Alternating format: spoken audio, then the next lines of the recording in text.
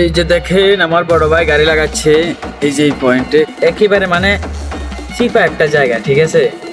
মানে গাড়ি লাগাইতে যে এত কষ্ট হয় বলার বাহিরে।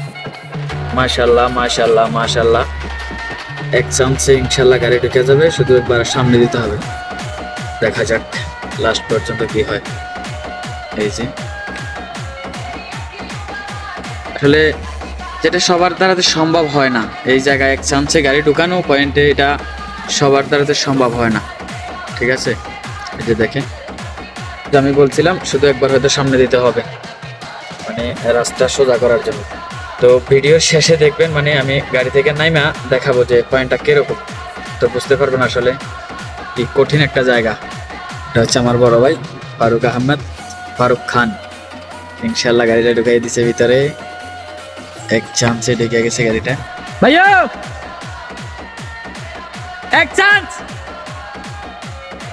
তো গাইস দেখেন, এ হচ্ছে সেই পয়েন্টটা, মানে এটা আমার গাড়ি, এটা আমার বড় ভাইয়ের গাড়ি, ঠিক আছে। মানে একেবারে চিপা একটা জায়গা, এই যে দেখেন, মানে গাড়ি একেবারে মাপে মাপে দেখতে দেখেন, মানে দুই সাইডে 2 হাত জায়গা, তার বেশি না।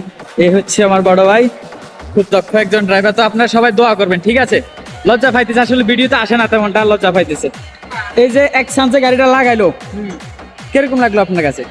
এক চান্সে গাড়িটা লাগাইলে আমার তো খুবই ভালো লাগলো। অনেকে গাড়ি লাগাইতে দিলে অনেক টাইম লাগে, আমরা সময় নষ্ট, ঝামেলা মনে হয়।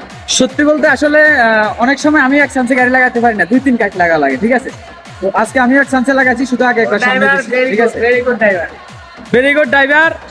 এখানে যারা কর্মরত আছে তারা অনেকটাই সাপোর্ট করে, অনেকটাই ভোট দিছে। মাশাআল্লাহ, কত সুন্দর দাড়ি।